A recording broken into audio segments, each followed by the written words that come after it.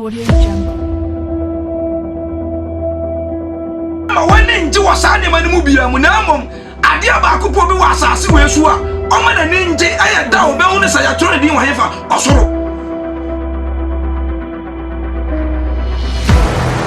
Don't care.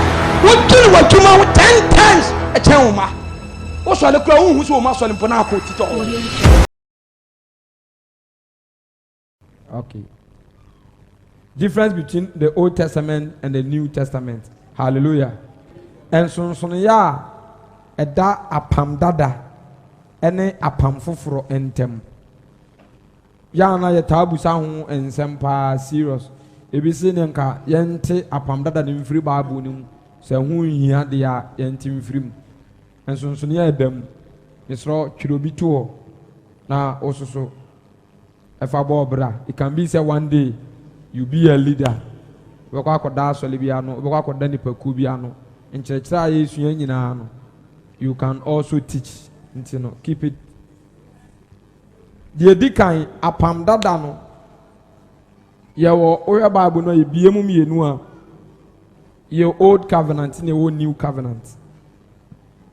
Hello. Aye. Now Old Testament in Imwache ahodo miensa. First one, yawo the 5 books of Moses. Your friend no. Torah, the Mransem, Moses, Mransem, Moses Ngoma Enum, the 5 books of Moses, and only Genesis, Exodus, Leviticus, Numbers, and Deuteronomy. I have 5. You really walk prophets, a D4 so from D4 Elijah so ebe pim. Mika, and none of your minor prophet and major prophet. Let ye a mobian kunhunu say major prophet ye kesiye, and a minor prophet a yekitua. That be. And tis almost will be ye time you are the diaton so a major prophet or a major.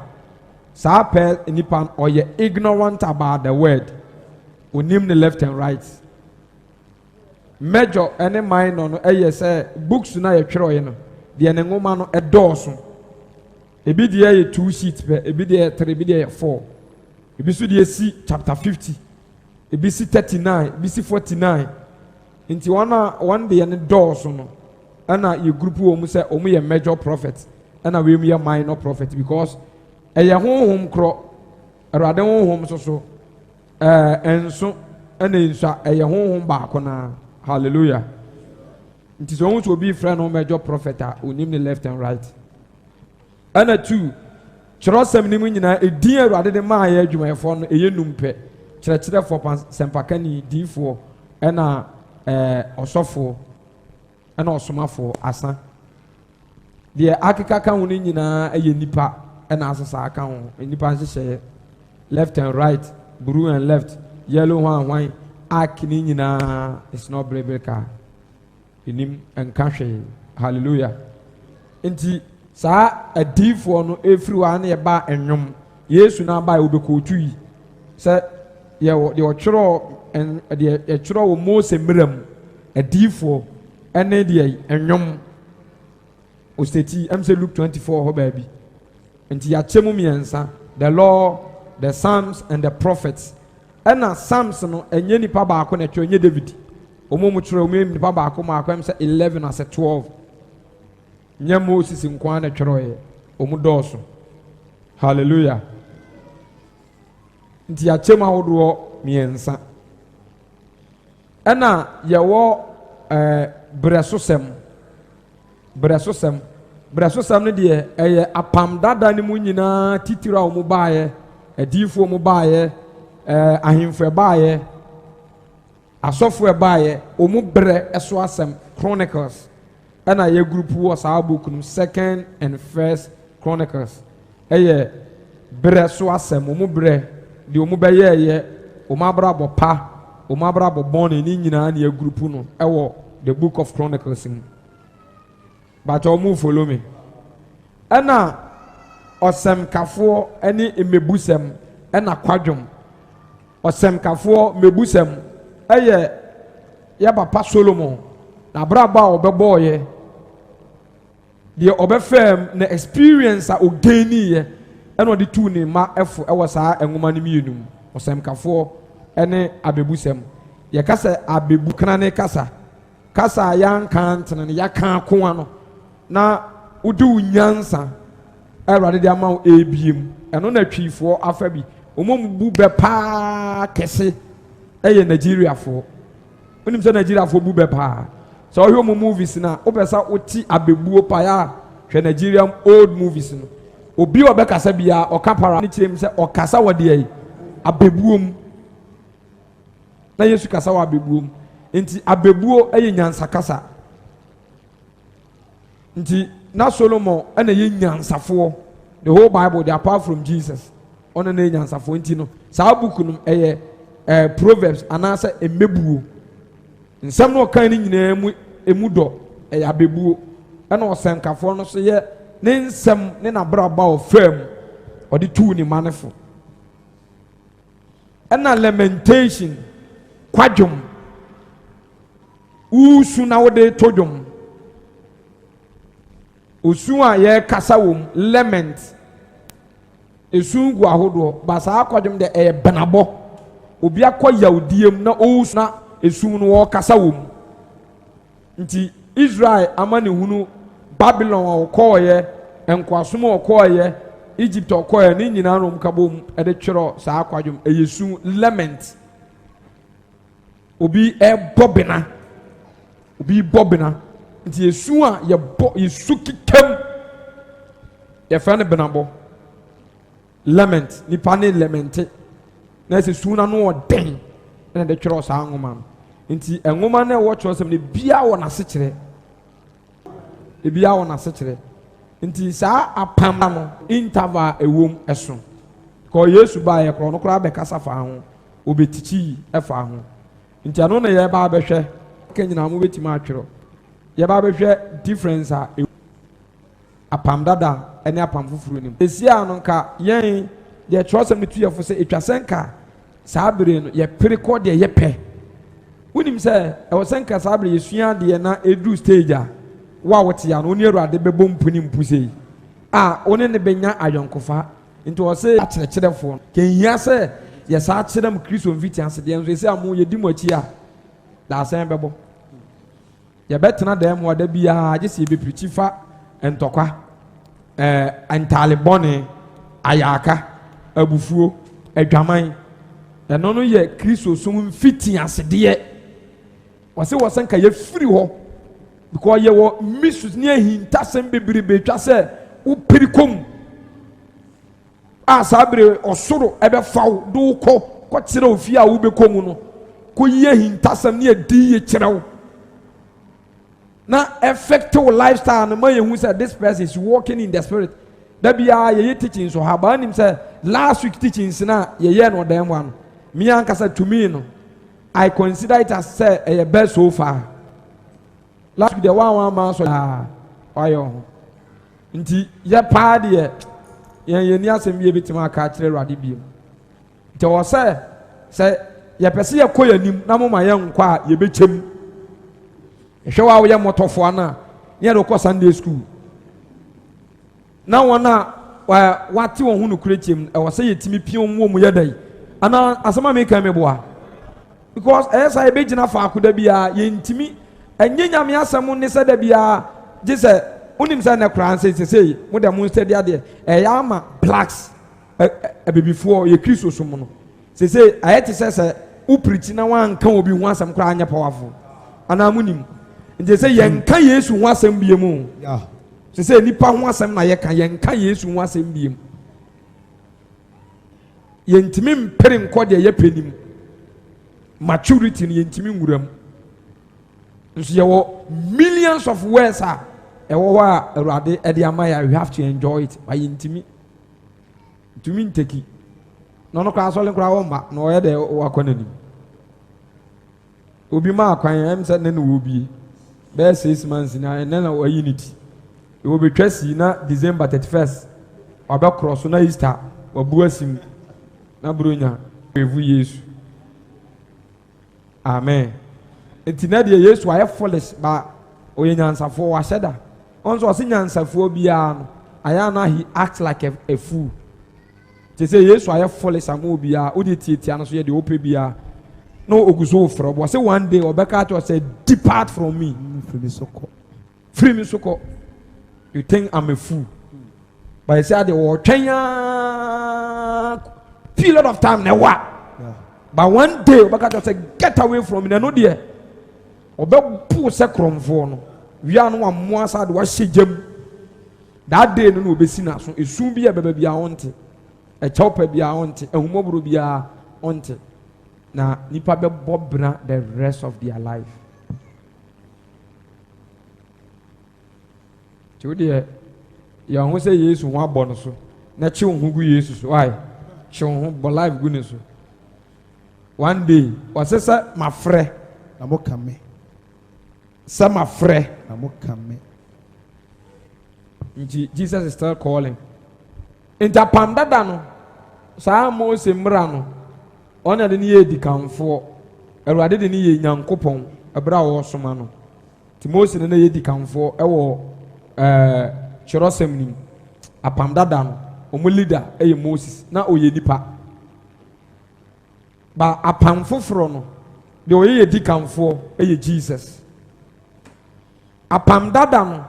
Mo amunim no strong montro because me ntimi ntwoni nyina nguso apam dada no omudi kanfo na no odi won anim no no ye nipa oba ne be ma ne dawo no ne maame di ne papa di ne maame e de what they call Jokobed e na ne papa de Amram no fi Lewi abusuam Moses eno no okotena Egypt asase so e ho no obo ne bra na ne yedidi de say Zifora na Zipora ne yere edin no na ne ma edin di wan Ereza ne wan ana wan Gersom na wan no me yasai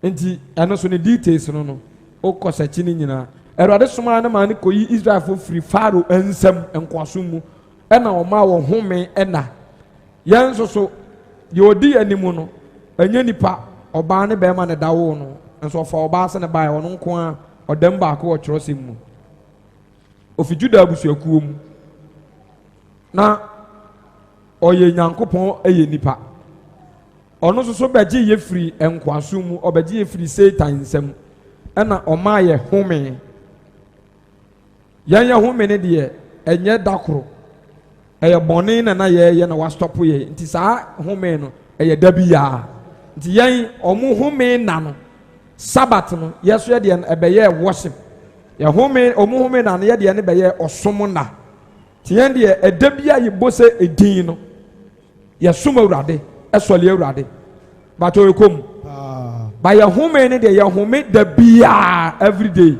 because adeso na ne so ye no wase ye nti ya mfa nso wabiem nti ya wo home na rest eye every day anu nti na se obi ti ho okwaziye na oka sem bia o mumfa se obedi Sabbath e wo Ghana ha wo be de wodi Sabbath wo Ghana ha muntimi wodi de untimi ni Sabbath e wo Ghana because conditions are any precautions are that Sabbath hono nya se Saturday ni nko an dabi se kra wo mabre o mo pon asolitu se no muntimi biem ana sa wo person celebrate Sabbath a the 7th year, the 7th month, the 7th week, the 7th day. The 7th year, any concern we hear you be the whole of that year. One year do Ghana. Enti a simple home and Sabbath now the Maya and yeah, they only Sabbath near the rest. Yeah, rest, you know. Any almost Sabbath difference. You must cite example no so many days. Ghana for independence 1957.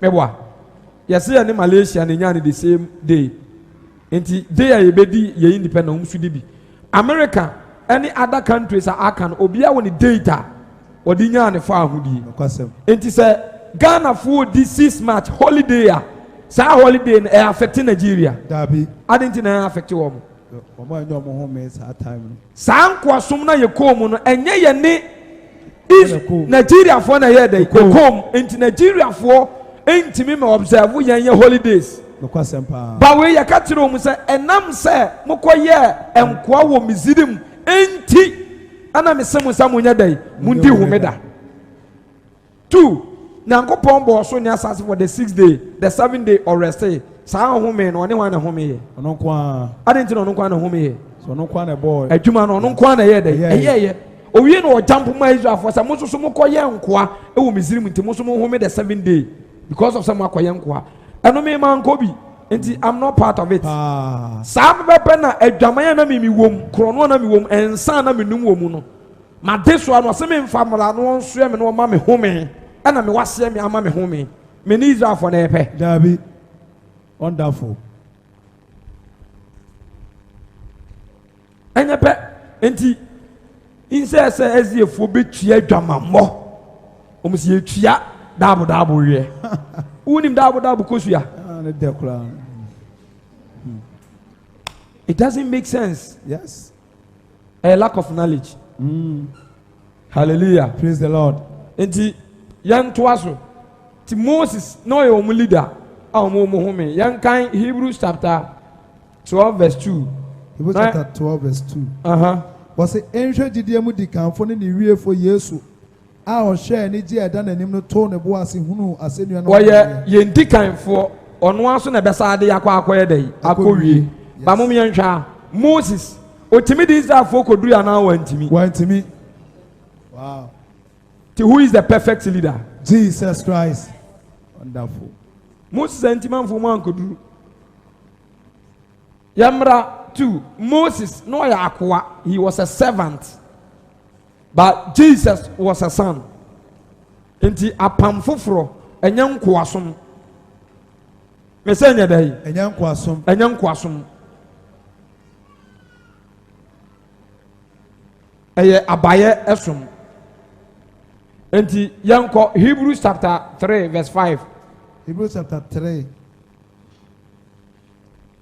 na the 6 no so ato aso o say Moses yosomfo pa Moses yɛ deɛ bɛyi osomfo pa obianka bi Moses yɛ deɛ osomfo pa he was a servant ɔyɛ akoa kan bra na Moses deɛ odi Nyankopɔn fie nyina mu no kura sɛ osomfo Moses deɛ odi Nyankopɔn fie mu no kura nyina sɛ deɛ osomfo so obedi nsɛm a ɔrebɛka no dabi no ho adanseɛ na Kristo deɛ odi ne fie so sɛ ɔba ɔba nso ne fie no yɛn hello na ne fie no ɛyɛ deɛ ya ne yɛn na so desi yɛsɔ ne da so no ho ɛnam ne awoahoa mu pintin kosi aseɛ na deɛ ma ne yɛ ɔba no ɛyɛ deɛ a ɔsɔfo deɛ adeɛ na ma Kristo ɛyɛ ɔba no a wɔnya akoa Israel fo no kɔka sɛ yɛnyɛ obi nko ada yɛnkɔ ɛm sɛ John sɛ John 8:31 ɛba fam ɛba bɛsi 34. John chapter 8 verse number 31. But I say Yuda for wa ɛna Yesu si Yuda for wa gyina die sɛ sɛ motena me nsɛm mu a moyɛ bɛsuafo ampa na mobɛhunu nokwa na nokwa na yɛ made hyeɛ obiara ne sɛ abemasefoɔ ne yɛyi ne yɛnyɛ obi nko ada what has here wasi yɛnyɛ obi deɛ nko ada yɛnyɛ obi nko ada nkoa ne sɛ ɔmo ne Israel mu no ɔmo na yɛ adehye nti ɔmo na kɔfa nkorɔfoɔ mpo bɛyɛ ɔmo nkoa tuduru Israel wɔ nkoa ahodoɔ maako nson ɔmo de ɔmo nim ɔmo sɛ ɔmo nkɔtena obi afie kwan no huru obi na yɛse da because ɔmo yɛ adehye yɛnyɛ obi nko ada enti deɛ bɛn a Yesu ɛyɛ the true son a ɔnya akoa no aha na ɔbɛn ansa question no ne yɛ de ayɛ comparison ahwɛ sɛ saa apam dada na ɔde hyɛ bi wɔ hɔ a they were all slaves yɛ bɛn ansa ho papa yɛn kɔ ɔsɛ yɛnyɛ obi nko ada ɛyɛ dɛn na woka sɛ mobɛyɛ ade hyeɛ obi a menyɛ akoa deɛ ɛdɛn na mebɛfiri mu akɔyɛ ɔde hyeɛ Yesu bi ase wɔn sɛ nokora mese mo sɛ obiara ɔyɛ bɔne ne yɛ bɔne na koa obiara nka bi ready go obiara ɔyɛ bɔne ne yɛ bɔne na koa again obiara ɔyɛ bɔne ne yɛ bɔne na koa na yɛ mmara apam dada wɔn na ɛwɔ apam dada obetumi approve sɛ wɔanyɛ bɔne bia ni hɔ enti sɛ ye kasa na ye enkoasom a ye no kra na asa nye no kre nti sɛ ye nyina ye police fo ne ye leader a odi yan so no ɔno so ye de ayi oye police panyini akoa panyini prison cell leader no oye prisoner na onye prisoner oye prisoner but oye leader ho on say jajon ba kan se me wase ba bia discipline wo pa ye hefa prison cell leaders no ye respect wo mo and so oye cell leader o so onye cell leader you are what a prisoner ti Moses so oye leader so onye leader o ya akoa efri say omunyina obia ye bone John the Baptist ano ye last person kra no hwe de eto no na ba mu buyi ti Yesu ka say nsia ne de mento ne de suntudia to so ye bone omunyina de di ne wadan se wotene a oware be 10 hello aye ti de ma apam dadafo no ye nkoa eye bone de omu ye nkoa omu tena nkoa fie ba Yesu de na oye oba nti se Yesu ye bone da na se nkoa no so ye akoa na yemu sa Yesu ba oye bone da dabi na se ampa se a describe no se oye son wonderful bon sama Jesus wow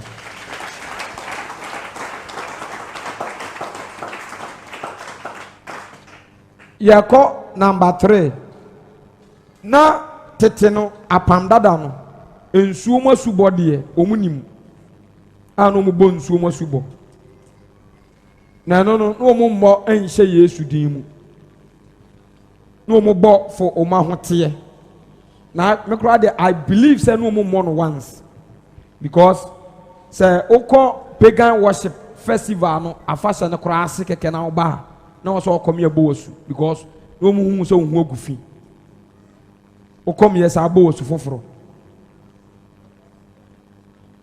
nti apam dada no na yenim hon konkon no ogya subo bia 2 apam dada na obia no speaking in tongues 3 apam dada obia no ana hon konkon ti ni mu permanent 4 apam dada obia no wa oyisu Holy Spirit the casting demon bacho moche de mekan apam dada na ye masu wo Yesu din mu na hon konkon ni ogya omunim obi anya sa subo ni bi wa apam dada mu na hon konkon ti omumu permanent na hon konkon ni obi amu otimi de cast demon amen na bi ni ho do omun na ye nsuo mo subo enti omun leader no ana ne ye bo na su ye bo o masu tu o mutu the Bible say ye bo Israel fo ni nyina su e wo pomu to wan so Moses so ya nyusu word bi asa ye bo masu o Yesu din mu ti John kra o ye last prophet o be sili Old Testament no wona be bo asu ko adwensa kirem ba wa mo ni Yesu din mu amen nti apam dada ne de obi ani wa na won konkunu ti ni mu permanent nti there is a quote say the Holy Spirit is said to come upon in the Old Testament but it is a permanent joy new won konkunu ti yemu da e wa apam fufrum na apam dada de na obetena won so ewia ya owo kowe de questions ewum enti yanwe apam fufuro de ye wo sa water baptism no wo ho esa wo hon konkun no wo jade no wo ho ba apam dadam na ni ho nti so obi kuta Old Testament na wa anya careful obetimi de adi bone apam dada ature wo mu no okan a unwie apam dada rape ewom rape nim rape wom apam dada na be hu rape obi rape ni nua apam dada na obi fa na ase hello apam dada na be hu awudie apam dada na be hu krono apam dada na be hu animunyam hunu apam dada na be hu atro apam dada na be hu abortion enti ahoso so na be hu HIV yade nyina so wo ho go ho ne e gba adwaman a se ba bia ye mo adwaman de echo obefe de ho enti ahoso na be hu yale bone enkonkon ene nsama wa nyina ahoso na be hu ba come to New Testament New Testament ya malaria. Hello. Anamwa malaria de echi obia. Ebunu. On ai ensamanwa wo apam foforo. Dabi. Obia ni wo buru apam foforo no akobon ensamanwa. Ba pam dada. Omo buru ro mu ho fefe. Amen. Enti yankan Luke 15, Luke 3 verse 15 to 16. Luke chapter 3 verse 15 to 16. Yeah. But was say na esan se o man hwe kwan na wo nyina susu wona koma mu se e bia Yohane ni Kristo ni nti. Yohane bia wo nyina se media mede nsuo ana mebɔ mo asu. Media mede nsuo na ɛbɔ mo asu. Na de ne ho yɛ den sene me reba a me. Na de ne ho yɛ den enti apam dada ɛne apam foforo de hin na ɛden. Apam. Yɛn na ɛden. Apam foforo. Yes, ɛnti na Moses mbra no kɔgye yɛ no. First one no ɛhwe fam. And the second one is survival year. The old and the new.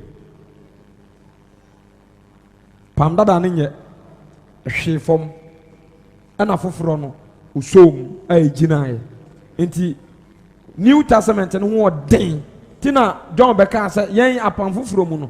The Oyakitikitik rano. Yeah. And yet, yes. Or send the Oyapen or upon them. Na de odimachi ba ne de ode de ai o se ono na ode won konkon ne ocha bebo mosu wona de won konkon ne oja e bebo mosu ona ne hunso apa wakuta ne nsam wode won konkon ne oja sa subo we ne bi ni apam dadam nko hu bi wo ba bia so be speaking in tongues but ana obi ahu bia no waka kire me hello hi e bi ni ho na ye honam som na ye abofosom na ye sunsum ebe yi nipa na eba na di enti we nyina na nya reality enti se o kan ya eja yen ko kan se Romans ana Corinthians 3 verse 7.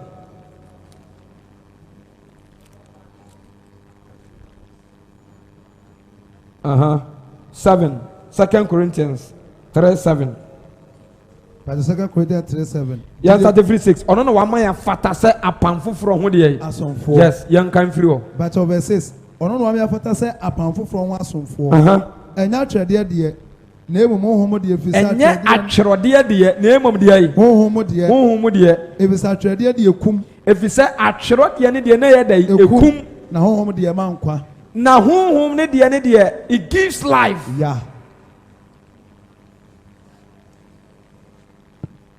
Jesus gives life. Yesu mankwa. Ana eno so ya kuchiregu ebo so ba we de ya twiregu ya hefa ya komam. Yemra verse 7. Verse 7 Jide fufuru ani monyam. Na se owo suma wode atwede. Ada omo nkɔhye akiri no wa mumfo omo nto aso se esa omo hu board no so. Sa hanye ma ni kwase mo mukɔ ekɔ akiri no wa asa. Ada yenko 7. Verse 7. Na se owo suma wode atwede kuche na bo so. Hello, ɔse na sa aso na yede be som. Owo.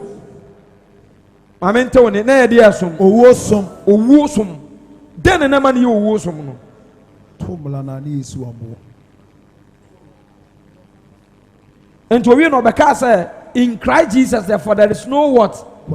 Condemnation. Wow. We know say afemunya aretoni atemu nyina anya dey. Amen. It's instant justice. Say obi wi abia Ghana ana obi bokro no be wan no match na si na bo ahye ne koba is against the law. Pa. Ya we are one day you become innocent person. No correct. Omukum so da. Omukum innocent. Ana wona usi obi abo no sister sa wo de ko ensani anima se wo kum ni po so wa de so father sa wa wote ya secondum tugu form aye family planning etunyi nsan gu no wodi ni ba na chan omum kum so jani no enti woni right sa wo twe aba na sese kan kobu bi so obi adi ewu ko so so yewudi fo tina yesu a silence om say mumu de onya bone da afei no mu nyina agina to bobo no nobody yeah nobody enti the listener obeyi waten na say obe condemn on it no Jesus will question you o say mumu waten na atenku a ubebu no wo so de be dey wo de bebu o de bebu enti yan time yesu New Testament ya cancel instant justice because then understand ke wiase ke yasa ka yasa sharing law na ne kura na sela ankramofo na da so wo Saudi Arabia mo ai bagawe Saudi Arabia oba na nam abonte anana o Kuwait Saudi oba na nam abonte oba na nam abonte okobọ adwaman a ye chiw e ba wo nam e twa wase mba swati bu so ye twa wo nam ye ja usi wa na uko hallelujah samra fun no etwam na nkankan sa wo ye sofo na liwi mana sofo man so wo mu so special emra nti sa me ba ne rich na wo ye sofo ba na wo ko ba adwaman a on de yitu amena ni aboja funuma wo ni eja na tum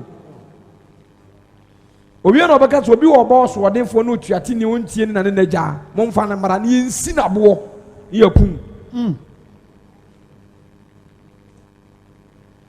nti na wo wafa ne hye tine na awrade so no mu dili te sa pam dadam nti omu jimi a no so apai fom no waka wo ma hyem hello hi samo ya ono so ye bi waka wo ma hyem no ma hye by say they was stop nti sa wo ti Yesu din a ebia na nka obetumi asakira ba wo mu de wo komete ba kono na yeku ana de nti a na etisa ne say hwan na chain dan ko mu a amako for chain ni bi no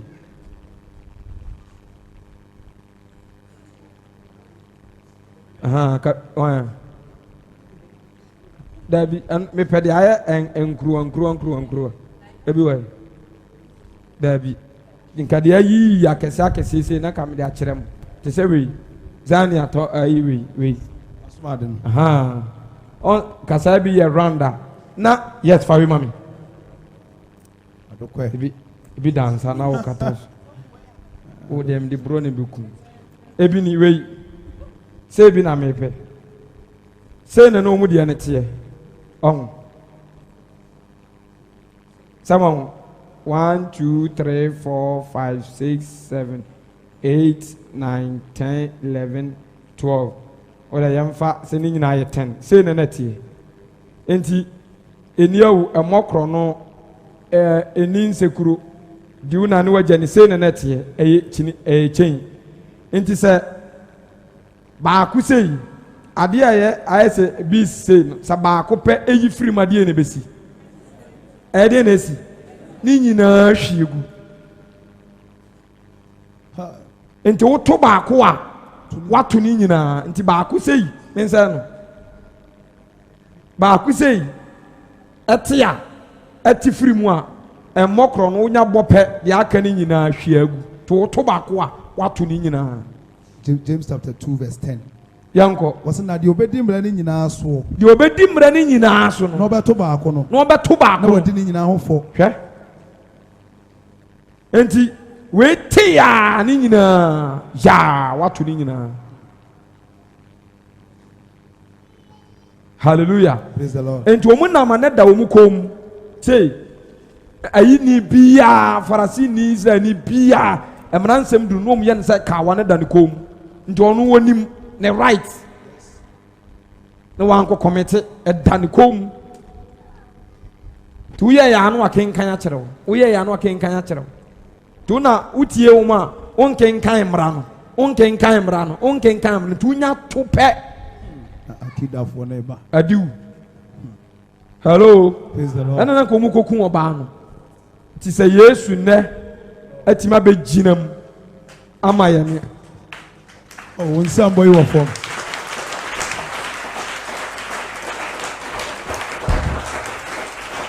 hello because And I check here, o first a German boy now was 18, now 13. O crowd now 9. 9 years. Maybe what 10. O coffee fiacra. Now be 16 years.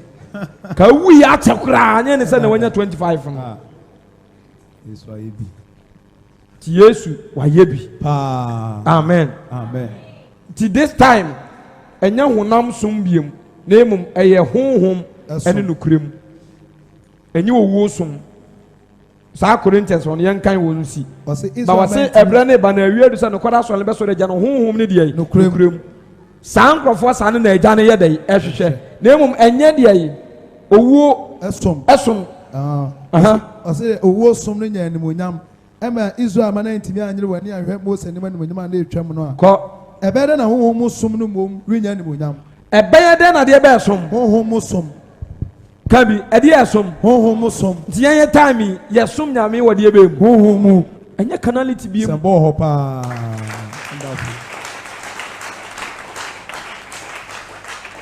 Tino obi twagu yesa honam ni moja de wuntimi nya na hineti ye time true worshipers we worship the Lord truth and in spirit nya honam asem bia biem bibie ye bia ye honhom asem ye nante wo honhom ye kasa wo honhom ye dwene adwene nyina wase mamo nwene honam adwene ye dwene wo honhom ye bompa wo honhom ye di mu ado everything old for no mu ye hwehwa animu vain glory animu nyam hunu Niama basa tantan because not the yakana. Hallelujah. Praise the Lord. Into your home som and young one som ebiem. To this time you insist down near her said Radabi Shewim, young Koshaw, Sofon Koshaw, to Madino Imuati. Wow. Yan twasu time and inti. I say now on a DNA or dinner pam dada na free suru buy near friend mana. Ne mana. Sa mana no na de achiso ani timi nyinya. Meboa. Yes. There was a time crowd there edoremoa. Esae na ye dini dana. Ba apam foforo no de ye DNA ye din e what? Jesus Christ. Jesus ade achi ne so a onyinya. Dabi. Otimi doremoa. Ontimi. Even we wu kwase from 3 days kra wa noremoa. Yeah. He's the life. John chapter 6 verse 47. John chapter 6 verse number 47. No kwen me say the oji yankan fit 34 no. 34. But verse 30 was say and I was saying no say erade my pan no yida. Jesus say one say. Jesus say one say. Me ne nkwa pan no. Me ne nkwa I'm the bread of life. Me ne nkwa pan no. De oba me nchen no. De oba me nchen. Ekomre ne da. Ekomo ne da. Na oji mi die no. Na de oji mi die no. Osukomre ne da. Sukomo ne da. And he is the living water and is the bread of life. Hallelujah. Praise the Lord. Jesus ni nkwa nsuo. Onsa ne nkwa pan no. De oji ni die no sa ni pan ekomo ne da. To asoma me. Verse 36. Na me kame kire am se mo hu me. Na so moda so ra nyini. De ejade amame ne nyina beba me nchen. Na de oba me nchen no mento ne ntwene. Jacob 47. Verse number 47. Osi Yesu ne nkwa pa no.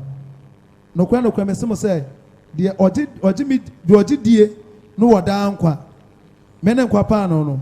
Mo agya no di mana sere so. Mo agya no di di ai. Mana.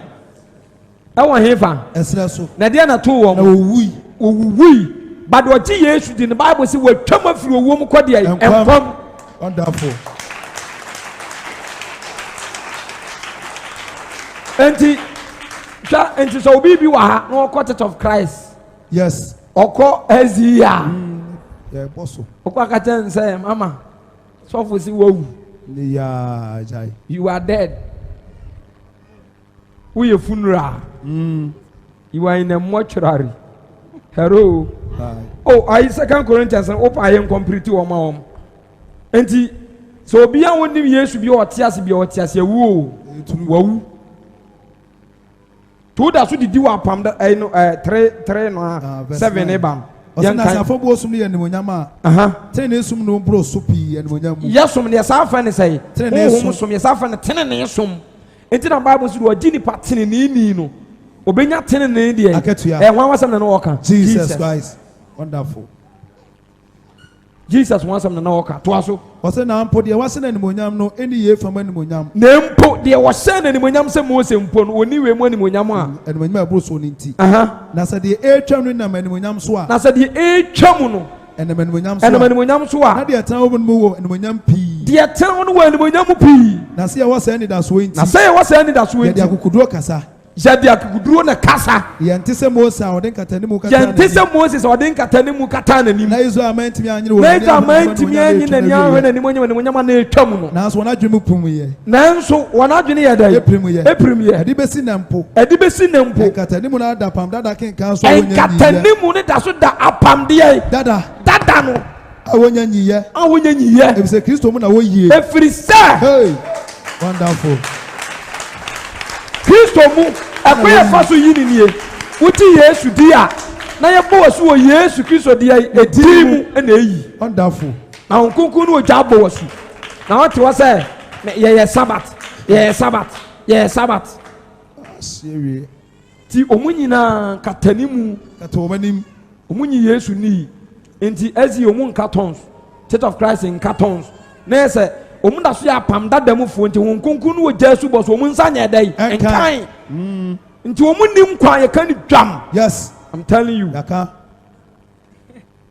kwa won azie ni bia o speaking in tongues bo mpae da ana wo hye nkom da ise wajai oso omuso mu leader ba ko hye nkom amam nti firo no omun pem nkom hye biem na me kan mu history ba ko tamana Ellen White Jane White ni wuye na chi no obi sole so prophet be hye nkom amam ti firi ono omuso mu nye nkom hye ni biem Yehowa ni bi ba ho na busa nse nti se wo ban na me se me yare na me se bompae mamia wo be ba na wo mo wase na se yade ko no kana me kire waduru na oto no ma masa yade nes wonya aka se wonya ne de onye Yehowa fo no mu mompae ma yale for because they don't believe it munji Yesu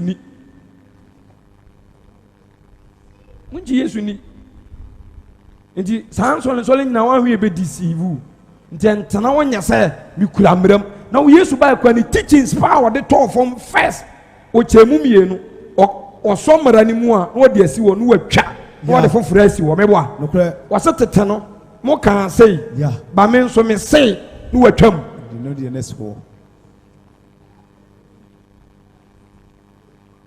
ti asi for problem Church of Christ for problem Latter Day Saints for problem na wo mu de ne hu pa ya asi because I know they are dominating yes a dominating part obi wa say yankwa yi look at this me maami ane bawu na nsen o yazi yeni na oba ba akọware wa abuchira awunum na wate se yesi wawu wan kaisa humi da bi kura wo anza ya de niama na ya dai chichiri ya ho kwa untimi ni so nyadia bitimi adi so obeda wadi so tinkatani mu katomu nyina adwene ene omanim ndi adwene no yakata so osaje se Kristo Yesu mu ene abetumi ayi no ayi free tade na ya Yesu ano monyere mu hunsua na momfa nkonti mana no omom di ye nyina wuyi to omom gusu di mana this time ni nyina omu yawufo bayan to aso immediate de na oye ntem ginafo e wa pam dadam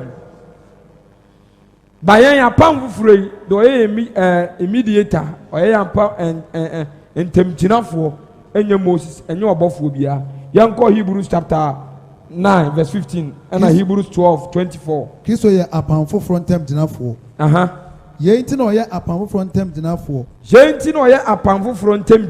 na owu ye no ede ye kane apam no mfomso ho die nti wona wobo wonda ajapade edin afro wono enya bose no yes na de samanse wono e wona twa se wo kire se de ose no awu yanko 12:24 Hebrews chapter 12 verse number 24 part of verse 24 say ni apam fufuro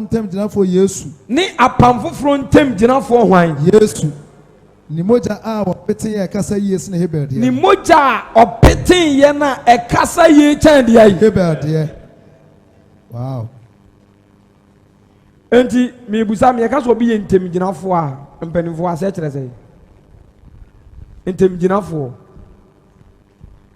me ka so bi ye asɛm bi mu ntem ginafo a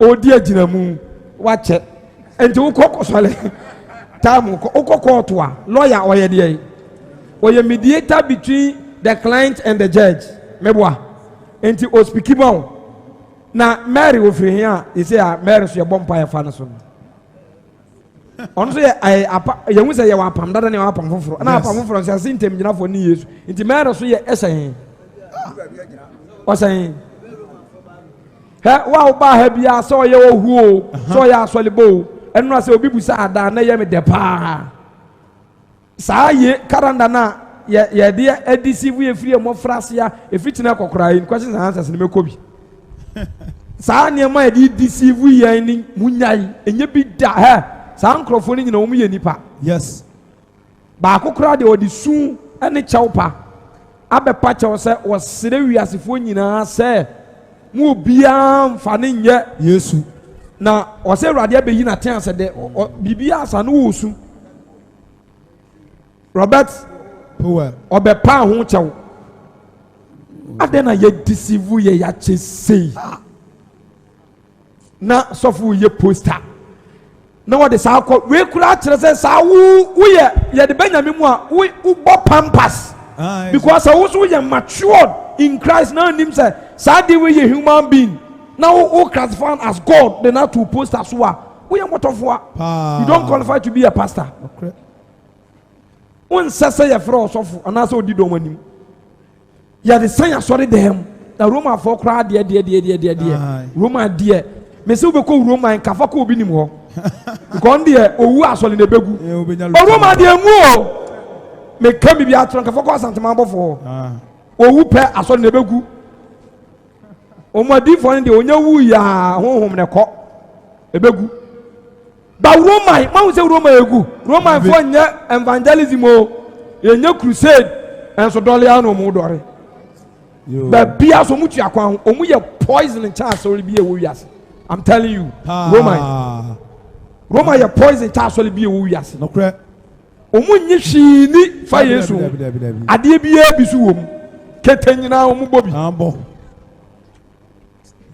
ko ahodo atititi ne wo ti Yesu ni ntemgyinafo e de na aka che me se me mo Mary adoma ye oma nyame ne se nyame ne se ai no bompaye maya uni baby Mary da a Mary nko bompaye mu obi na Mary asi having opposition bi oni position bi a o having o kina wo se bompaye maya na enti osoro de wote agya ne nsanifa so a odi maya enye Paul dabi enye Peter enye ono a enye obi asa hwan Jesus Christ sambo hop kese wonderful hello tia pamfoforo entem ginafo ye kasamafo ogina ni Awurade ntem wo ye one pɛ only Jesus e deceive ye saa mo Mary adoma ye o manya ne na wa hwan na ne se ni dora Mary kron wi abompa ye wi ya ye nyina ye die ko wi me nana wo ya no wa pagya wo boom no do ko oje asubo wakoje asubo ya de bia horo wani mu a ye nyina almost all of them obia gise mu afi na mabeba bebai ba ye tetefo ne de obia ko Roman obia wo nana do beko ente serious ti mesramo ade ne Yesu anu take ni serious ti apamfoforo ntem ginafo enye sofo enye nipa bia biem eye hwan Jesus Christ to ono ne bompa esi ni so hwe me kan book wo Paul kan asem bi wo mo say sofo no onya revelation ko heaven no obusa Paul say o ko wiase message be no wo ma wiase o say oni message bia de de soma no de nyina ma wiase ansa no wo ko heaven to ni asem bia kan ba one word no wo kan say omo mu sua Bible no mu kan trosem omu nhweye no man for no nsam na anya fapem no mo fa Yesu nsam na anya fapem no mo for no Paul de ni ensi so wonderful na Yesu so che no yes osoro no Yesu obo Yesu di a kai o mo se tase ani die ni yehu na yetu enti ya de yes ayen nka ho yes obo a osoro ye di no obi adafom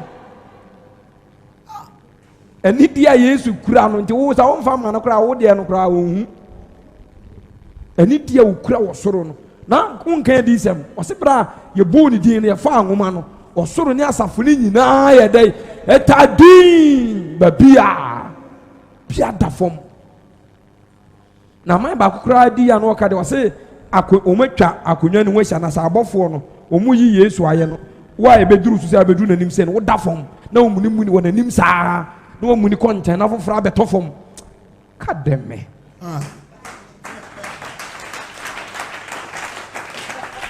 aha ya wasimbo no bi mungu tujwa o sha no de henki ase o yesi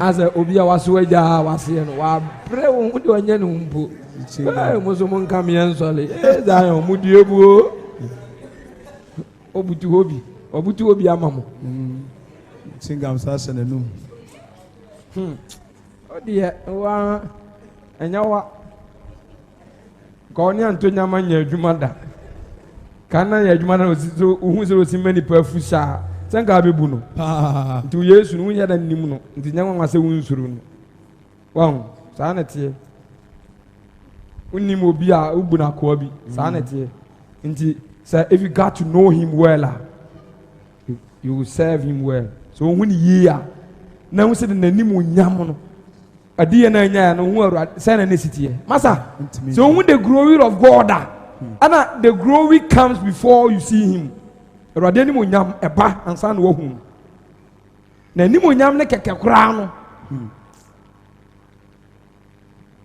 erade ni mo nyam keke kura no ehun kitikiti say fa wani hu a you cry usu e condemn hu say you are sinner wan kasa no hu ani mo nyam na wo confess wo born wo mo nkan so na wo na Isaiah ye be honte ko hu ade fita na ba ne de na hu se wo ye poto no kwasem hu asase Yesu asase no usu nipa na nimunyam eye more than light ni awia ti kuro no wase ehia se ye de kene akọ fi se awurade animu na eye light wo eda form dabi na wie ya boy kura betima kopadu ani ahwe ntimi na sese ni munyam no so chen sa ahan we di ha ne na mum ye nsuru yes ti wa sa kalanda ni bi bo dem bi akwa kotiti ni nyina ni sa ne manfunu ni tugu fajatum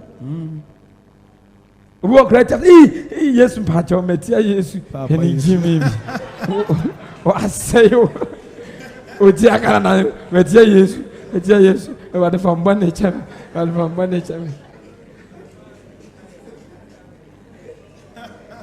obi so atabo ne dem no do anu achia no Yesu good morning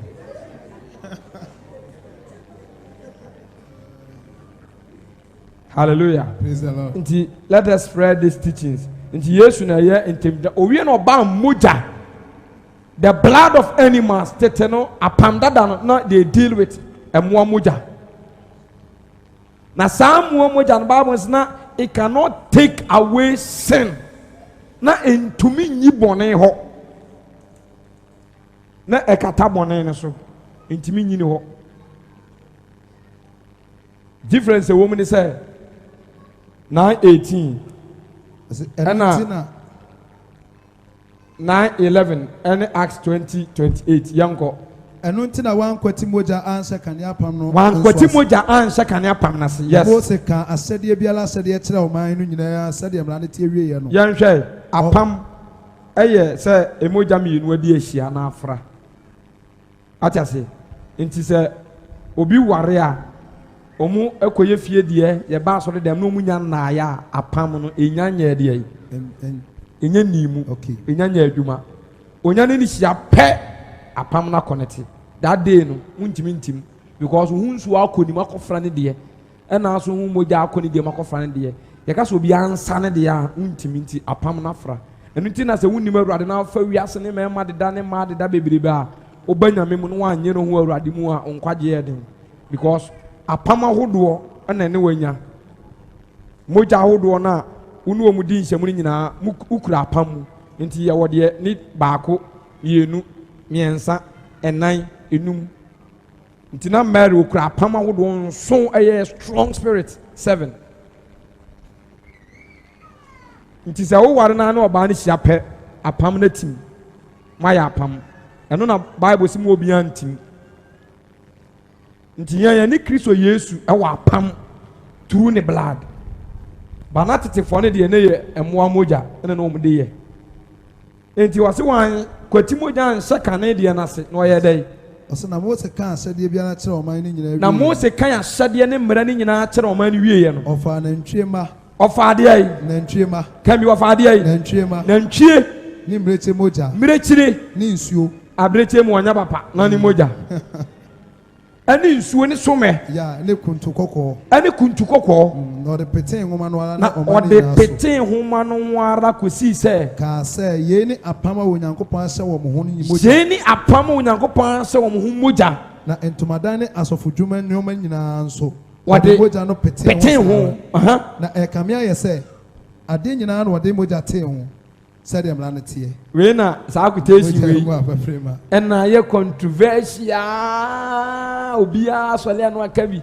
ɛkame ayɛ sɛ mogya no ɔde adeɛ nyinaa tee ho sɛ yɛakyerɛ mu ɔha da wo a wokae sɔle kyerɛ me mu age wɔ wama na yɛafa ne ho adi secretary Madam Kate sɔle no kyerɛ me mu ɛkame ayɛ sɛ adeɛ nyinaa na ɔde mogya tee ho quotation wei ne yɛkyerɛ mu sɛ ayɛ nti obi se Yesu mogya mede to ayɔn rɔso ho Yesu mogya mede te me store ho Yesu mogya mede family mogya program bi omu yɛ mesesa manya ka mesesa mede ni nyinaa enu mogya nim which is wrong mogya no ntena so man timi anyim ano a mepon sesi a because yɛ da gyina no nko aso kyire mu wa ha sɛ mogya no eni hɔ ma any material thing nti so obi kotu saa quotation na obɛkyerɛ mu sɛ secretary yanko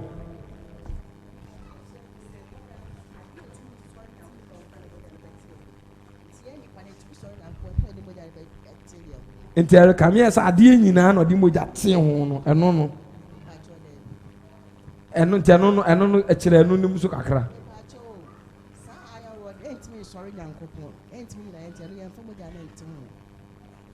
watwa baako aka baako nti ɛkame yɛ sɛ adeɛ nyinaa na ɔde mogya no tee ho ɔse fa ble roda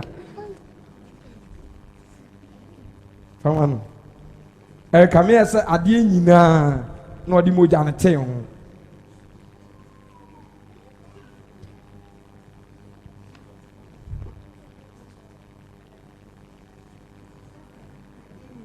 fa kɔ ano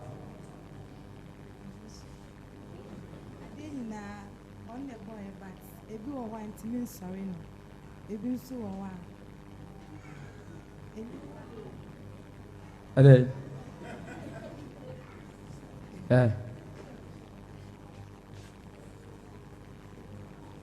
Mary wɔ ama sorry ɔy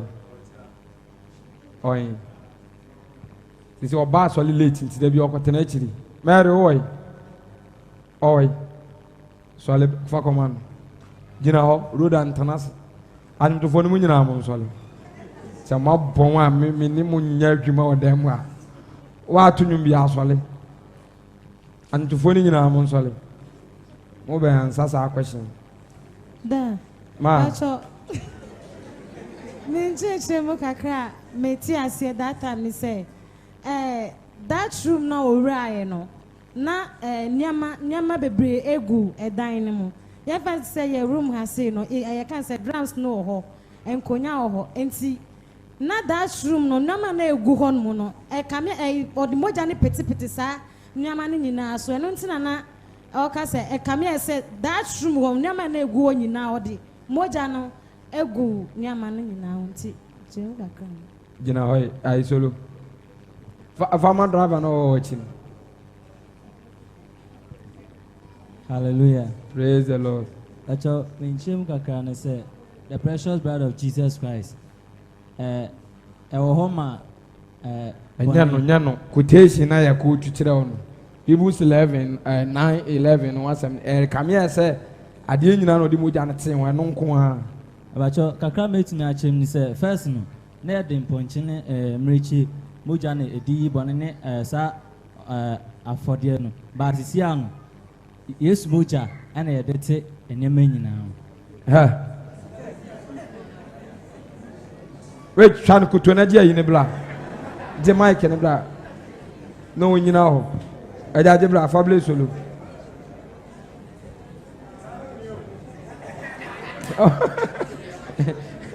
Tanase. Wasi no ni ya tanase. Eya, oso na ni ya.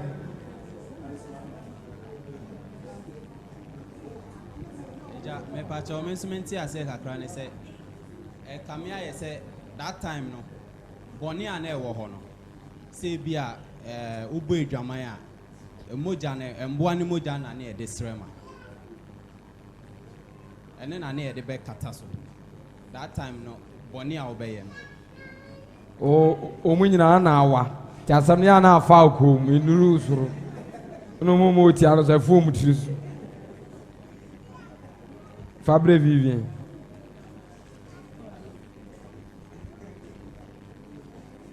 Pacho, kakra meti ase no say. First no, na ye de moja na eyi boni, but na intumi nyi boni. Na kata boni so.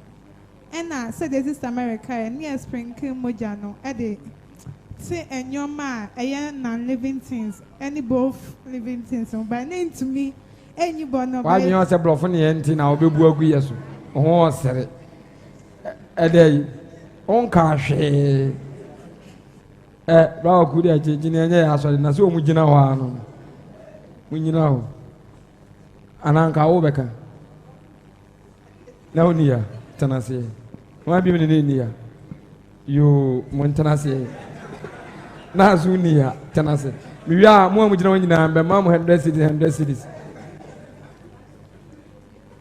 Hey, onipania. Eduru nkwa ho asem na ania. Se me go he video no na utimu a. Eja. Iyima no na ya nko. Fama bla na otim finfin.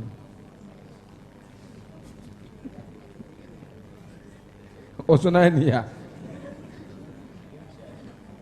And a rich entertainment also quite in as I church. Media my church. If I come out, chief driver.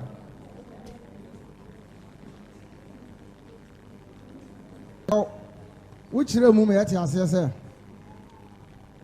I come here as I didn't know the Mujati home. You had them ha instruments. You had the Mujana better home. A dear Pia, ya dear, I was so much you may Pia near the Mujano at home and Sana. Etimi adi juma mana so awurade ani sana eti that's it also be kasa last one na so from bacho rekanra ga say ade nyina ade Yesu moja ade moja te ho no o me ati ase say enye Yesu Kristo moja because who say Amos quote na Ghana fo na wi ase nyina age tum say ko Yesu moja hono sa quotation ye Yesu moja omun kan soro no ba o kan ye Moses quotation fa Moses ho emfa Yesu Kristo ho ko eno ntira me hu say Yesu Moses no o de pete o de moja no pete ade nyina ho ba including asofotade yes ba any time media Yesu Kristo moja no etie ne ni padu anko ho material thing bia enka ho nti sa quotation e misquote na Ghana for equal Moses time no ehun quotation no enye ye ne Christian no ye moa moa ni moja ni coat enye ye the blood of Jesus a coat hello osa be ka se twato na se wo de no e kwa na anyumtofo no wa bi yo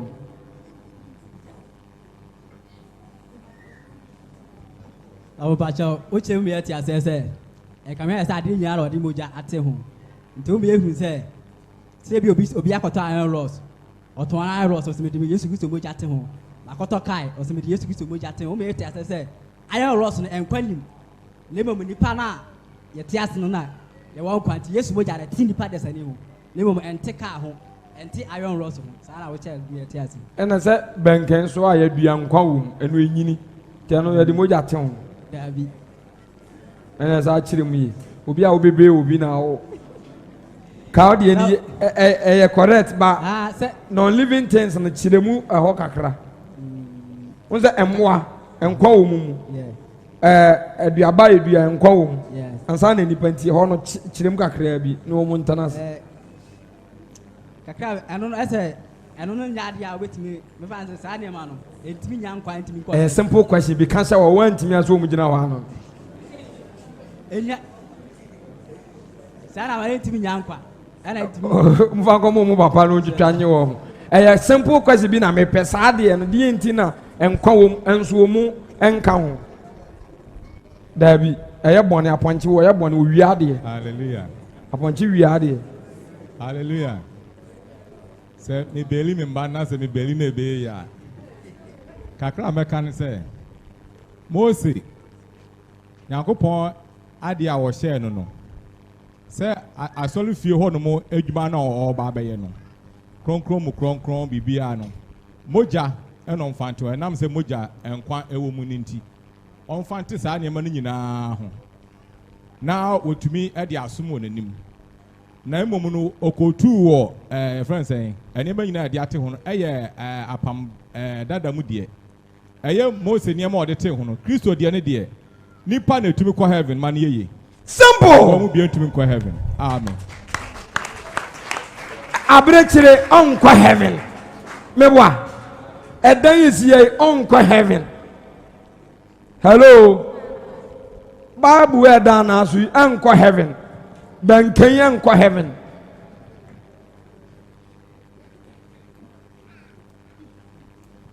unyina wo kakra o de jabra yen to aso enti saa ne yemano a ye honam mu ne yemano kira me hu se na ye honam mu som ba honhum mu som yi de okre ya ogina hai ono na bekosa wo soro ahini anim enti eno na eda bi woni ani nyankopon ni twafa ba wonam ne moja no so amaye nso ya de ya ben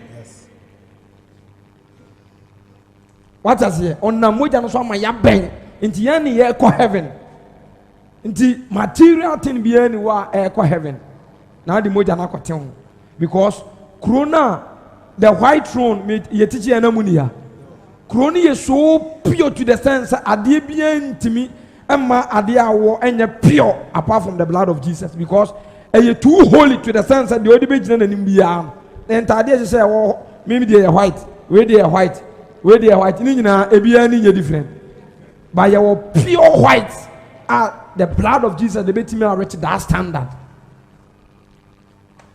amen bon sam can say my Jesus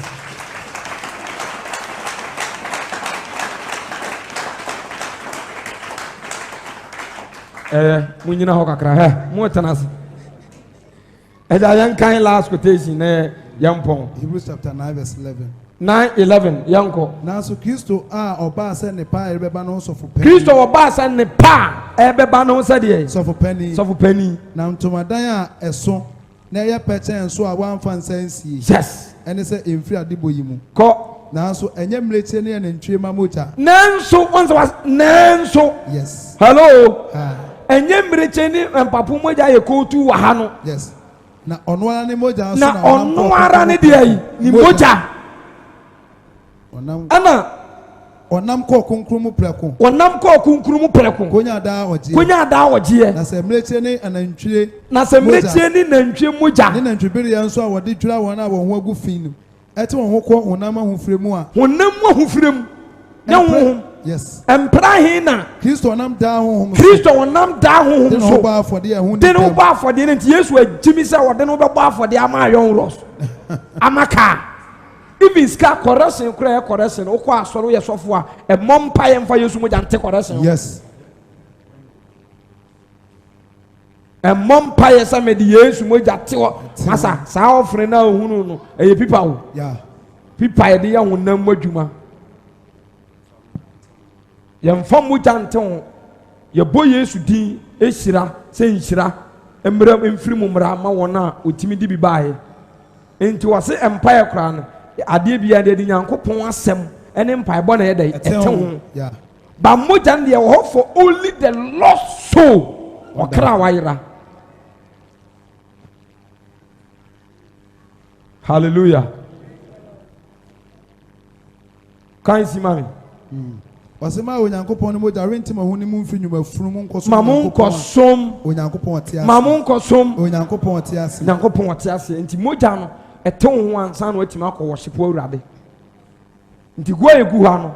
Se blood ne kura nso wo so a osom no ewie peye. Pa. Yanko Acts chapter 20:28 montanasi. Acts chapter 20 verse 28.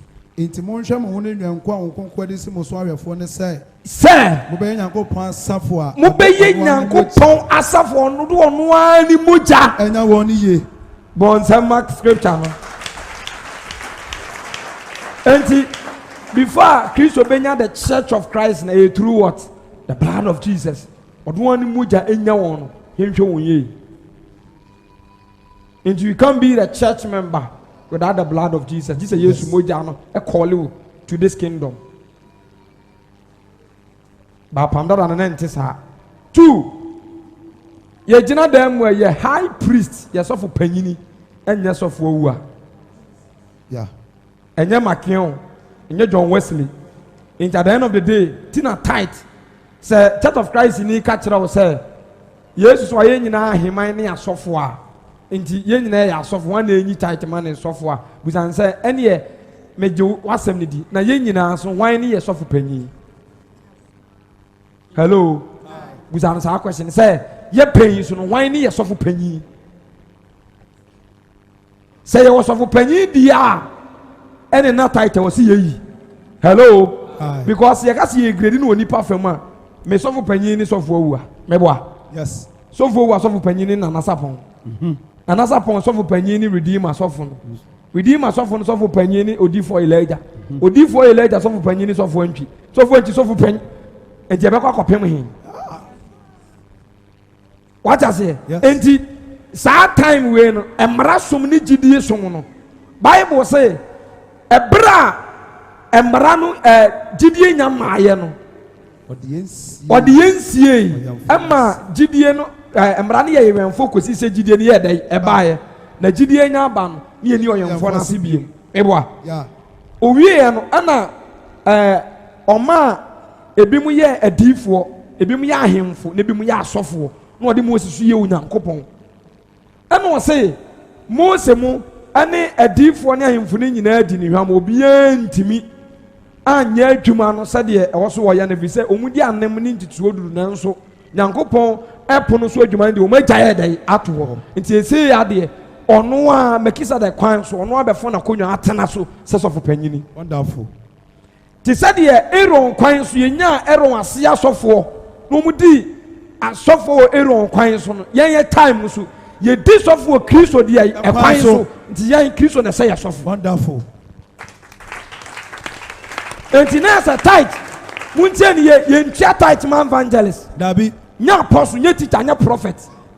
This time ye tia tight no makisa da kwan so dia na ye wan ye tia ma no Jesus direct. Enti me sofo me tia ene nkante sa ne kwa san ka sofo tia tight because ye na mo de bre ti me nam no bi ma me tight busa ma so lempa ni for me ni. Yes. Me de ba ebe simi so me de betu enti ne ba ye nyina de bo to Jesus Christ is the first offering. Yeah. Inti bonus wanna represent Jesus. Na say we are suffer me so me suffer. Sasa na Church of Christ for worker. Yen na why aheman. Inti yen na ye suffer panyin ye friend Jesus on ye de man. Inti obi am pa title me tua. Yes. Man tua na me ho kire me. Tua na ne emu Hello. Inti ye suffer panyini. Omu time na omu suffer panyin, omu suffer panyin for no omu ye bone. 2 no mu nti apam dada no mu sɔfo panyin yɛ nipa ba apam foforɔ de yɛ sɔfo panyin no ɔnyɛ deɛ yi ɔnyɛ nipa yankɔ Hebrews chapter 7 23 26 8:1 ne yankɔ kan 5 so time nti ɛnyɛ ne fast Kristo yɛ ɔsɔfo a wɔngu da Kristo yɛ sɔfo a wɔnyɛ dɛ wɔngu da sɔfo makin ɔwɔ yi ɔkɔ John Wesley ɔno so wawu bi Ellen J. White ɔno so wawu Confucius wawu Joseph Smith ɔno so kɔ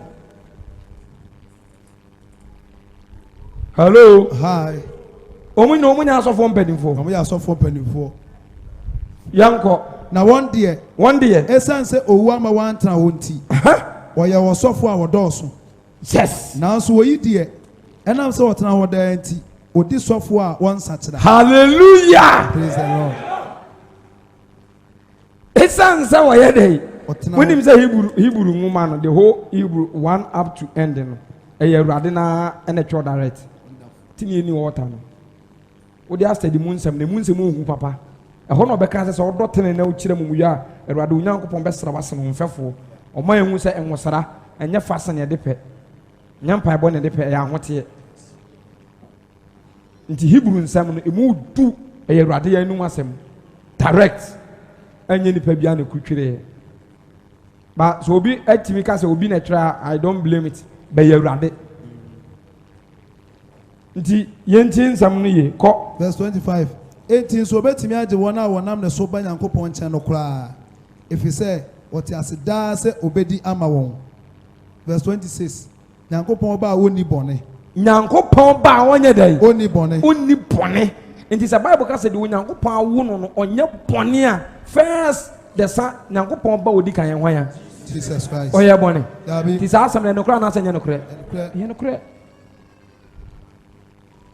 ɛyɛ nokorɛ Nyankopɔn ba ɔnni bɔne kɔ na ɔsɔfo panyin a ɔfata yɛn ne saa ɔsɔfo panyin ɔsɔfo panyin a ɔfata yɛn ɛne saa ɔsɔfo ɛnyɛ panyin a Amos ɔteɛ ɛnyɛ John Wesley dabi ɛnyɛ sɔfo owua ɛnyɛ sɔfo owua hello hi wɔsɛ yɛn hwan ya Jesus Christ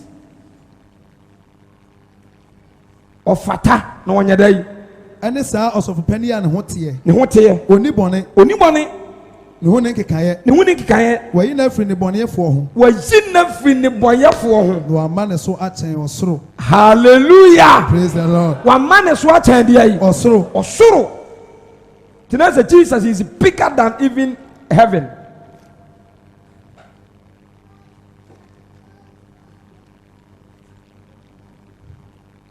batɔ asi batɔ dɛbi ɔse ɔno na ehia no daa sɛ asɔfoɔ mpanin sɛ ɔbɔ ɔno ara ne bɔ ne ho afɔdeɛ kane ansa na wabɔ ɔman no deɛ my God na emom ɔde ne ho bɔ afɔdeɛ no ɔyɛ oye prɛko na mmara no hyɛ nipa a wɔyɛ mmerɛ asɔfoɔ mpanin na mmara no akyi ntankasɛm no ɛhyɛ ɔba a wawie pɛyɛ daa so sɔfo panin verse 8 ɔso asɔfodie yamra okay kan nom na yamra 5 no kɔ na nsɛm a yɛ kan mu titire nie yɛwɔ saa ɔsɔfo panin a wakɔtena tumi kɛseɛ ahengua nifa ɔsoro tumi kunini tumi kɛseɛ wɔtena nifa wɔ soro a wakɔtena yɛn New Testament yɛ sɔfo panyin no ɔyɛ Pentecost foɔ nyinaa sɔfo panyini Methodist foɔ nyinaa Pillar of Zion foɔ nyinaa wɔn asɔli biara wɔ wiase biara wɔsi wɔn nyinaa sɔfo panyin no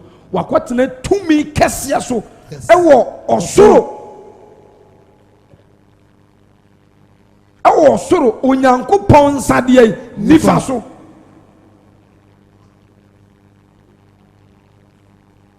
hello yɛtu Aaron ti nyɛ Aaron kwan so asɔfodie bi mu makisa de kwan so ɔno abɛgye ne nkonnwa na atena so kan bra ɔsɛ sɛ kronkron bia ne nokora ntomadan a Awurade no ara na ɛnyɛ onipa ɛpam yɛn mu sɔfo ɛnyɛ nipa nti yɛyɛ time ɛnyɛ nipa na ɛhyɛ sɔfo o yɛn Bible school na yɛkɔ no yɛn hyɛ sɔfo wɔ hɔ yɛkɔkyerɛ adeɛ bato yɛn mo nte sɛ sɔfo wɔ ataaka yɛn kɔhyɛ sɔfo tini yɛn fa ɛnwunwu obiara tiri so no yɛkɔkyerɛ adeɛ Yesu ne n'asuafoɔ no nam ɔkyerɛkyerɛ wɔn mo ansa na wɔkɔ wɔ deni wɔn mo mɛboa nso wɔkyerɛ wɔn adeɛ kyerɛsɛm no ansa no de tumi ni ma wo enti uhia nkyerɛkyerɛ because wobɛte no obi kyerɛ we wa ha obi si Yesu mogya no kra etimi de te nkonwa ho obi de bɛte wɔfren ho ba yɛ pɛsɛ yɛn kyerɛkyerɛ nyinaa egyina Kristo so na yɛ baako nyɛ sɛ adeɛ kye a na we akɔka we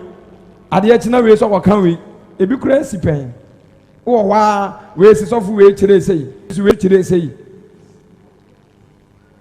na ɛtɔ da question no hu sɛ wo ansa because one we akɔ ansa wakɔtwa wo sɔfo so agu nti sɛ obusa sɔfo korɔ no na wa approach nipa no na yɛ saa adesua no atie ne yie ansa na nipa na saa akɔkyɛ no wakɔrɛte no nyɛ saa asɔleba ne ikotwa no gu ɛno nti na ma saa deɛ ne baa yɛ sɛ nyinaa nkyerɛkyerɛ ne bɛyɛ one yɛwie a ne yɛwie school no a yɛgya wo sɛ yɛampa sɛ wowɔ frɛ no Awurade afa Awurade wɔ dan ni mu nti yɛn wɔ dan ni wɔ biara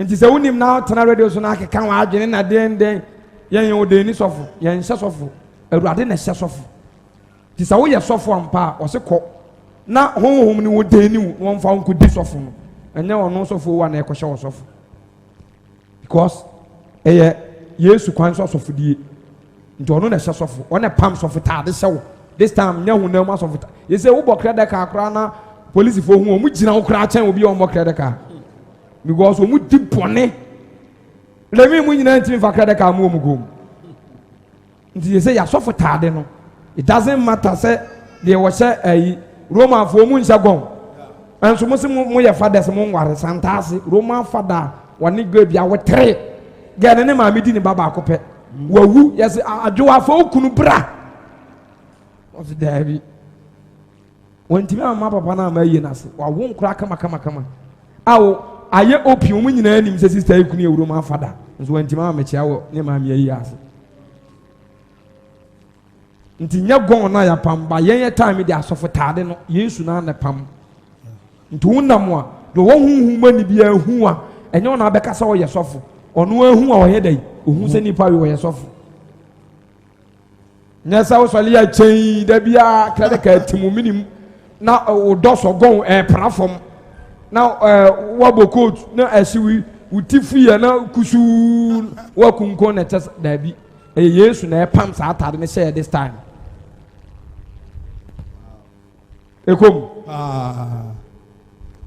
toa so Hebrews chapter 5 ɔsɛ sɛ asɔfoɔ mpani yɛ nipa yes na ɔsɔfo pani biara oyi ne firi nipa mu sɛ ne sɔfoɔ ma nipa Nyankopɔn fam nneɛma ho Nyankopɔn fam nneɛma ho na bɔne nti ɔde ayɛdeɛ ne afɔdeɛ ma kɔ sɛ obi a obetumi ehunu ama wɔn a wɔnim na wɔfom no esan sɛ mmerɛ yɛtwa no ho ahyia na ɛno nti ɛsɛ sɛ ɔbɔ bɔne ho afɔdeɛ ma ne ho sɛdeɛ ɔbɔ ma ɔman no toa so wei yɛ apam dada no yes ɔba foforɔ Onyankopɔn na wɔhyɛ ɔsɔfoɔ mpani wɔn sɛ wadane no yeah first one ne wrong ɛna na yɛ panyini nti na afi yɛkɔbɔ bɔne ho afɔdeɛ nti yɛn so this time asɔfoɔ mpanimfoɔ da bi yɛkɔbɔ bɔne ho afɔdeɛ every year bi yɛkɔbɔ atwam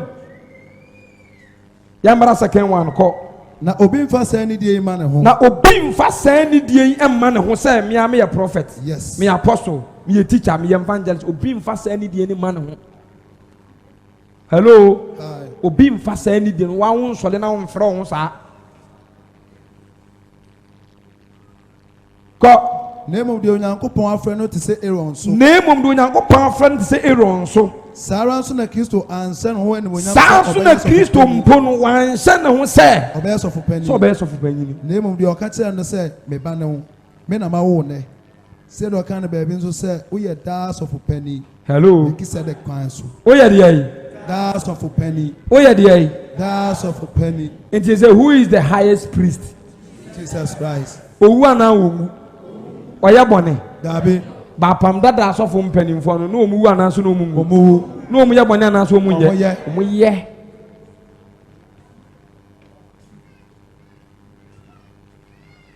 you see the difference migusu twɛrɛba nsan o yɛbɛba abɛtoa so nti yɛn fancy time ni nti yɛn fancy wɔ ha ɛna last one was say na their light was candlestick but Jesus is the light 8:12 was say ɔno ni wiase yan they received not the promise bɔhyɛ no a yɛ kan ho asɛm firi tete ɛyɛ ho nkonkono ɔmo anya bi bayan de apam foforo yɛn nsa kan bɔhyɛ no ɛyɛ wɔn konkona kyɛdeɛ no yɛn nsa kan wɔsɛ yɛn ne yɛn mma ne yɛn kyirima deɛ wɔnya bi wɔnya bi yɛn nsa kan ɛna they had a spirit of slavery na yɛn nkoasom nti Moses Exodus 3:4 ɛbrɛ oduru Mora no Bible sɛ yɛka kyerɛ ne sɛ ɔnworɔworɔ ne mpaboa baabi a ɔwɔ ne yɛ asase kronkron ba Yesu deɛ yɛmaa ne hyɛ ne mpaboa yɛka sɛ aba agya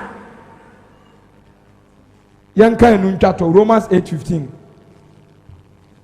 Romans chapter 8 verse 15 ɛne 22 na Galatians 4:7 ɔsɛ na mo anya akwayɛ honhom a mode bɛsuo bio na mo anya deɛ bɛyɛ akwayɛ honhom a mode bɛsuo bio na mmom moanya abayɛ honhom a na mmom moanya abayɛ honhom a ɛtie mu ka sɛ aba agya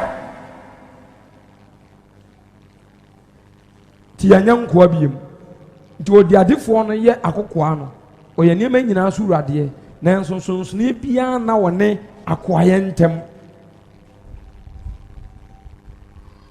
ɔwɔ ayɛmfoɔ ne awɛmfoɔ bebree ase kɔsii sɛ ne nane bɛwie duru no ɔbɛyi no amana bɛdi ne fie so sɛ ɔba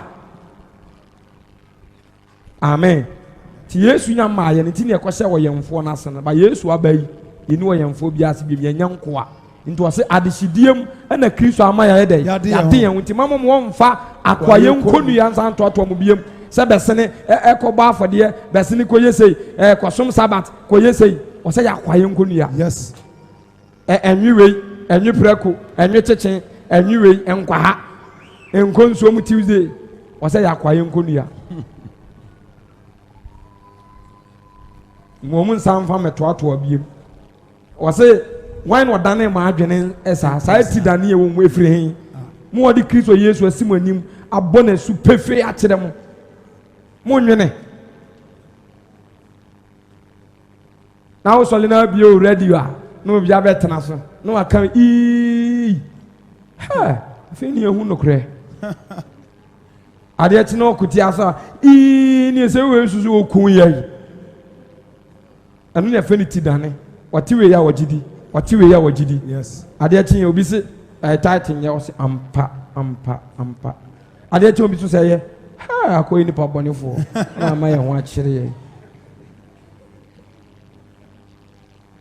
Bible sɛ saa nipa no woyɛ ti dane wonyɛ stable amen nti difference no yɛho maako 11 yɛde de aka ba abɛtoa so ama wo tu kɔ aso saa akɔ dam na aso kɔyɛ another research ɛhwehwɛ mu na deɛ hia me kɛse ne sɛ yɛ leader ɛyɛ Jesus na yɛsom no ɔhonhom mu ɛne no kura mu ɛnyɛ mmoa ne mpapo mogya na mmom ɛyɛ Yesu mogya ɔno ara ne mogya ɛna ɔde ate yɛn ho sɛ yɛn mmara mɛsom papa no nti sɛ ɔte ha a wonyɛ mmara somfoɔ na mmom woyɛ honhom somfoɔ nti apam dadam na ɔmyɛ tit for tax if you do me I will do you apam dadam yɛnyɛ saa bɔdam ne bi asɛm ɔkan wɔ sɛ Yesu ka sɛ yɛbɔ osum dan de baako ne saa aka ho a wɔsɛ yɛ honam no na yɛaboro no ɛfiri sɛ honam no akoraa no ɔbɛsɛe dada nti yɛboro honam a yɛmmoro hwee ɔkra no deɛ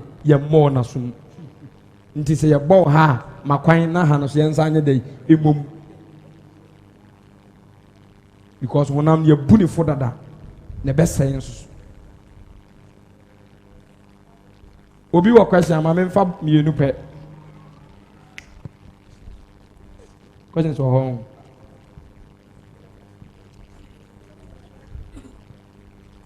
maa ne so praise the Lord some mpatsɔ my question no mmienu na edi kan no apam foforɔ no atwam apam dada no atwam anaasɛ ntwam ana deɛ ɛtɔ so mmienu no nso my question wɔ Hebrews chapter 7 if you 1 edibesi 11 na ɔka bibi sɛ ɛnam apam dada no so som bi ama yɛnya mmara bi na saa som no afiri hɔ nti but saa mmara no egu so a ɛyɛ adwuma confuse me kakra ɛyɛ adwuma wɔ in what way Hebrews 7:1 monkan ɛna ɔsɛ apam dada no so atwam ntwam sɛ nipadua yi a wowɔ ha yi wosunsum ne wo nipadua no wobɛtumi akɔ agya wosunsum ne da daabi ntwam nti so far as a nipadua kan ne wɔ hɔ no deɛ ɛna esunsum no so yɛ dɛ ɛwɔ hɔ nti apam dada ntwam ɛda yɛn kɔ Hebrews 7:1 ɔsɛ saa na saa Melkisedeki Salem hene ɔsoro Nyankopɔn ɔsɔfoɔ Abraham kokum ahene no na ɔresane aba no ɔkɔsia no sira no nso Abraham maa no ade nyinaa so tutuo dudu asekyerɛ mu ɔyɛ tee ne hene kane na ɛno akyire nso ɔyɛ Salem hene ɛne asomdwe hene oni agya ɛni anatoɔ oni ɛnam fiti aseɛ anaa nkwawieyɛ na ɔde no toto Nyankopɔn ba no ho ɔyɛ ɔsɔfoɔ de rekɔ so daa saa ara ɛda akɔhyɛ no ne deɛ